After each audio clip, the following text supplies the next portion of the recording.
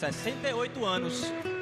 Rio de জেনেরিওর মিউজি do আমেনহুয়ায় হুলস্থুল কাণ্ড। স্রেফ স্কোয়াড ঘোষণার আয়োজনে নাচ গান আর সাজ রং। সবার আগ্রহের কেন্দ্রবিন্দুতে কার্লো অ্যানচেলত্তি। ইতালিয়ানের গাড়ি বহর ঢোকার চিত্র দেখলে মনে হবে অস্কার কিংবা গ্রামির কোনো অনুষ্ঠান। এত সব আয়োজনে দল ঘোষণায় বিলম্ব হলো বেশ। অবশ্য তাতেও কারো আক্ষেপ নেই। ভেন্যুতে প্রায় 1000 দর্শক। বিশ্ব ফুটবলের বড় নাম ছাড়াও 13 দেশ থেকে এসেছে প্রায় 600 গণমাধ্যম কর্মী। ভার্চুয়ালি সংখ্যাটা আরো বড়। সিবিএফ এর সরাসরি সম্প্রচারে যুক্ত ছিল 5 লাখেরও বেশি মানুষ। ব্রাজিলের দল নিয়ে মানুষের আগ্রহ বোঝাতে এই সংখ্যাই যথেষ্ট। অ্যানচেলত্তি ঢুকলেন বুকে জড়িয়ে গোপন তালিকা 26 জনের নাম, যারা এবার গায়ে জড়াবেন ফুটবল ইতিহাসের সবচেয়ে দামি জার্সি।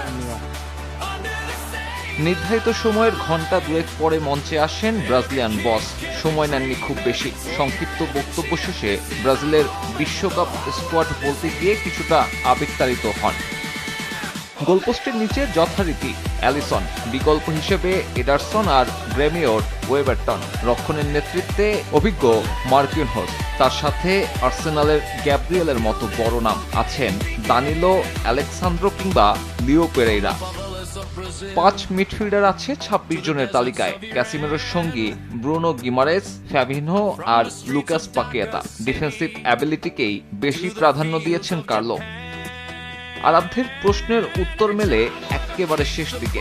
রাখা হয়েছে নেইমার জুনিয়রকে। ওই নাম ঘোষণার সাথেই করতালিতে ফেটে পড়ে গোটা হল রুম। তার সাথে ভিনি, রাফিনিয়া, এন্ড্রিক মার্তিনেলির পাশাপাশি বোর্নমাউথের রায়ান বড় চমক। জাতীয় ফুটবল দলের হেডকোয়ার্টার গ্রাঞ্জা কুমারীতে 27 তারিখে রিপোর্টিং করবেন স্কোয়াডের সদস্যরা।